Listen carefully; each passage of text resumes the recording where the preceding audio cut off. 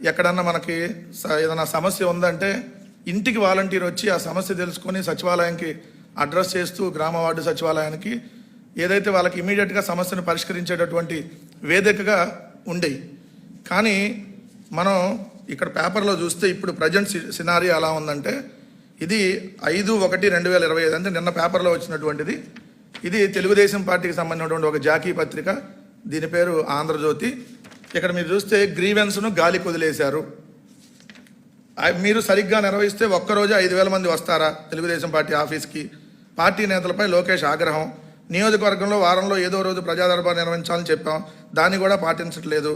ఇది జాకీ పత్రిక ఆంధ్రజ్యోతిలో. ఇంకో జాకీ పత్రిక 4 గంటలు 4,000 సమస్యలు.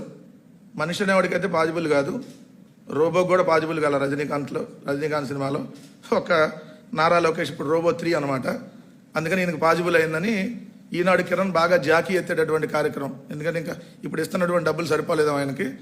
సో లొకేషన్ కూడా కాకబడితే ఇంకొద్దిగా ఎక్కువ డబ్బులు వస్తాయి కదా దోచుకోవడానికి. కానీ 4 గంటలు 4,000 సమస్యలు. మంత్రి లోకేష్ ప్రజా దర్బారుకు పోటెత్తిన బాధితులు అండగా ఉంటామని యువనేత భరోసా. 4 గంటలు 4,000 సమస్యలు. వీళ్ళేమో 5,000 మంది వచ్చారు. ఒకళ్ళేమో 4,000, ఇంకొకళ్ళేమో 5,000. మరి వాళ్ళిద్దరు కలిసి సిట్టింగ్ వేయకుండా రాసినట్టున్నారు, అందుకని డిఫరెన్స్ వచ్చింది. ఈసారన్నా సిట్టింగ్ వేసి 4,000 5,000 క్లారిటీ తీసుకోండి. ఒకవేళ ఇదే నిజమైతే 4 గంటలకు 4,000 అనుకుందాం ఎగ్జాంపుల్. గంటకి 1000 అంటే ఒక గంటకు వచ్చి 1000 అర్జీలు తీసుకోవటం, ఒక నిమిషానికి వచ్చి 16 నుంచి 17 అర్జీలు అంటే 3 సెకండ్లకు వచ్చి మనిషి ఒక వినతిపత్రం తీసుకొని చదివేసి వాళ్ళని పంపించడం పాజిబుల్ అయిద్దా? రోబో కూడా ఫాస్ట్గా చదవలేడు పేజీలు. నారా లోకేష్ అలా ఫాస్ట్గా సమస్యలు తీసుకొని వినతులు తీసుకొని పంపించేశాడు. అంటే ఎంతగా జాకీలు ఎత్తుతున్నారంటే, ఎందుకు ఈ విధంగా జాకీలు ఎత్తుతున్నారని అంటే, మొన్న మోందా తుఫాను, ఈ మోందా తుఫాను ప్రభావం వల్ల 8 మంది చనిపోవటమే కాకుండా 15 లక్షల ఎకరాల్లో పంట నష్టపోయింది. ఆంధ్రప్రదేశ్ అనేటటువంటి రాష్ట్రం వ్యవసాయ ఆధారిత రాష్ట్రం. రైతు బాగుంటే రాష్ట్రం బాగుంటుంది.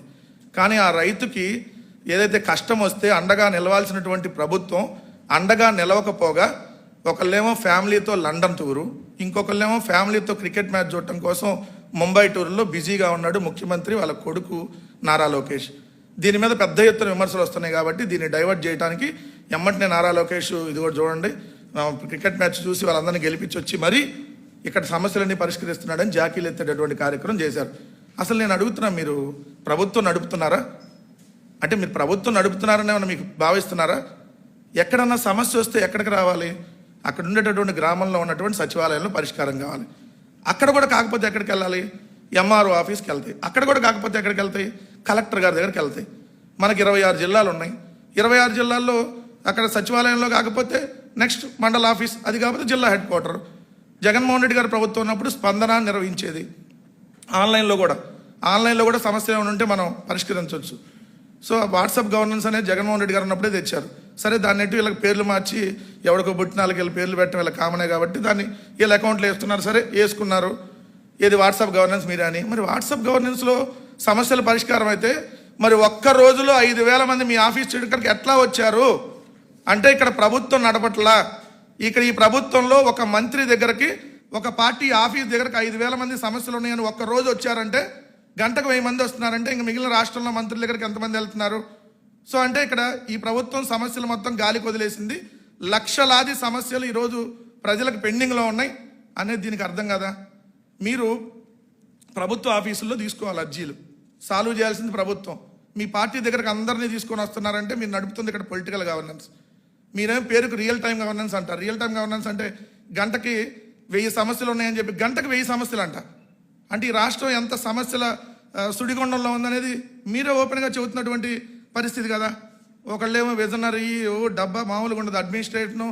అసలు ఈ మోందాని ఇట్లా అంటే మోందాని ఇట్లా మోచేత్తో అన్నాడు, లేదంటే అరికాలతో తన్నాడు, పక్కన తెలంగాణ మీదకి తరిమేశాడు. ఇవన్నీ మాట్లాడతారే. వికలాంగులకు సంబంధించినటువంటి దివ్యాంగులకు సంబంధించినటువంటి వాళ్ళకి పెన్షన్ అందట్లేదని మీ దగ్గరకు వచ్చి వినతి పత్రం ఇచ్చారంటే, అంటే పెన్షన్కి సంబంధించి అంతకుముందు ఎక్కడికి వచ్చేది వినతి? సచివాలయంలోనే పెన్షన్ అనేది శాంక్షన్ అయ్యేది. కానీ ఇప్పుడు మీకు పెన్షన్ అందట్లేదని చెప్పి ఈరోజు డైరెక్ట్గా మీ తెలుగుదేశం పార్టీ ఆఫీస్ దగ్గరకు వస్తున్నారని అంటే ఇంకా ఇట్లాంటి సమస్యలు ఎన్ని ఉన్నాయి? సో ఈ 17 నెలల్లో మీరు ప్రభుత్వాన్ని గాలికి వదిలేసి పబ్లిసిటీ స్టంట్స్ చేస్తున్నారనేది క్లియర్గా అర్థమవుతా ఉంది. పబ్లిసిటీ స్టంట్స్ మామూలుగా చేయట్లా, అబ్బనకు మించి కొడుకు. అబ్బే మామూలుగా నేను సెల్ ఫోన్ కనిపెట్టా, నేను మనుషులకి ఈ భూమి మీద ఎట్ట బతకాలో నేనే నేర్పా, ఆ వరి అన్నం ఎలా తినాలో నేనే నేర్పించా, సంక్రాంతికి ఊరెళ్ళే సాంప్రదాయాన్ని మా ఆవిడ నేర్పించింది, ఇదేంటి ఐటీని నేనే కనిపెట్టా, ఏఐని నేనే కనిపెట్టా, ఇవన్నీ సోలువాగుడు వాగుతూ ఉంటాడు. సో ఆయన మించి ఈరోజు కొడుక్కి జాకీలు ఎత్తుతా ఉన్నారు ఈ 2 దినపత్రికలు. ఒకటి 4 టీవీ ఛానళ్ళు అయితే అసలు ఇంకా వాళ్ళు ఎత్తేటటువంటి జాకీలకి అదుపు లేదు. ఈయన మన క్రికెట్ చూడటానికి వెళ్ళాడు, తప్పలేదు, క్రికెట్ చూడటానికి ఎవరైనా వెళ్ళచ్చు, మనం కూడా ఓ రోజు వెళ్తాం లేదా టీవీలో చూస్తాం. ఈయనకు బాగా డబ్బులు ఉన్నాయి కాబట్టి వాళ్ళ భార్యని కొడుకుని తీసుకొని స్పెషల్ ఫ్లైట్లో వెళ్ళి వచ్చాడు ప్రభుత్వ ధనంతో. అదొకటి రాంగు. రెండవది వచ్చేటప్పటికి ఈయన ఏదో గెలిపించేశాడంట. ఇది భారత మహిళా క్రికెట్ టీంని ప్రపంచ కప్ గెలవడానికి నారా లోకేష్ గారు కారణం అంట, ఆయన స్ఫూర్తితో. ఇదంటే అసలు ఎలా చెప్పుకోగలుగుతారు మీరు? సిగ్గు శరవణ కొంచెమన్నా ఉందా? మామూలుగా సినిమాల్లో గచ్చిబౌలి దివాకర్ అని మనం చూసేవాళ్ళం. ఆయన గచ్చిబౌలి దివాకర్గా బ్రహ్మానందం గారు చాలా బాగా ఫేమస్.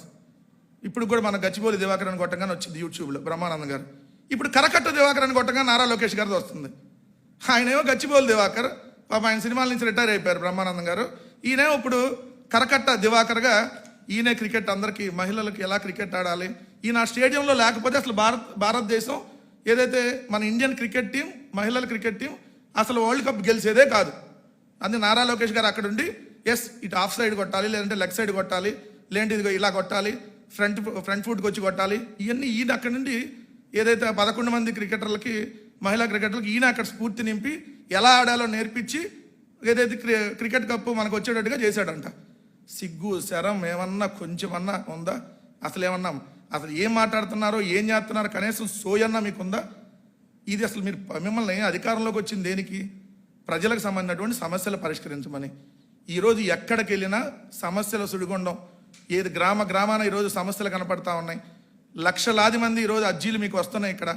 వీటిని పరిష్కరించకుండా ఒకళ్ళేమో క్రికెట్కి పితామహుడిలాగా ఈయన కరకట్ట దివాకర్, ఇంకో ఆయనేమో హుద్దు అన్నాడంట, అరంగానే హుద్దు ఎగిరిపోయిందంట, తిత్లీని తన్నేశాడు, లేదంటే మోకరిల్లింది. ఇదే అండి మనకు కావాల్సింది ఈరోజు ఈ పబ్లిసిటీ. అంటే విషయం లేనాడే ఈ పబ్లిసిటీలో ఉంటాడు. సో నిజంగా చెప్పుకునే వాళ్ళు అయితే ఇప్పుడు జగన్మోహన్ రెడ్డి గారు కూడా ఏదైతే వారానికి 4 రోజులు ఎక్కడైతే మా పార్టీ ఆఫీస్లో అందుబాటులో ఉంటారు, ఇప్పుడు మేము కూర్చున్నటువంటి పార్టీ ఆఫీస్లో, సో రోజుకు 300 మందిని కలుస్తారు. ఎక్కడన్నా నేను రోజుకు 300 మంది కలుస్తున్నా అని చెప్పి ఆడన్నా పబ్లిసిటీ ఉంటుందా? అది పని చేసేవాడికి పబ్లిసిటీ ఉండదు, పబ్లిసిటీ చేసుకోవాలని ఆలోచన ఉండదు. మీ దగ్గర పని చేసే లక్షణం లేదు, పబ్లిసిటీ చేసుకునే లక్షణం ఉంది కాబట్టి ఈ విధంగా పబ్లిసిటీతో కాలం గడుపుతా ఉన్నారు. మాలోకం లోకేష్ ఒకడు, అదేవిధంగా ముఖ్యమంత్రి చంద్రబాబు నాయుడు గారు ఒకళ్ళు. వీళ్ళకి జాకీలు ఎత్తేటటువంటి ఆ పత్రికలు కానీ ఆ టీవీ ఛానల్ కానీ ఎక్కడైనా ఒక బుద్ధి తెచ్చుకొని 17 నెలలు దాటిపోయింది. ఇప్పుడు 17 నెలల్లో మీరు ఏమి పనులు చేయాలి? రాష్ట్రంలో ఒక్క అభివృద్ధి కార్యక్రమం లేదు, ఒక సంక్షేమ కార్యక్రమం లేదు. ఇంకా టైం 3.5 సంవత్సరాలు మాత్రమే ఉంది. ఇప్పుడైనా ప్రజలకు ఉపయోగపడే పని చేసి ఓ మంచి పేరు తెచ్చుకునేటటువంటి ఉద్దేశం ఏమైనా ఉంటే ఆ విధంగా వ్యవహరించండి. ఈ పబ్లిసిటీ కార్యక్రమాలకి పులి స్టాప్ పెట్టమని మాత్రం ఇప్పటికైనా మీకు బుద్ధి తెచ్చుకోమని మాత్రం చెప్తా ఉన్నాను.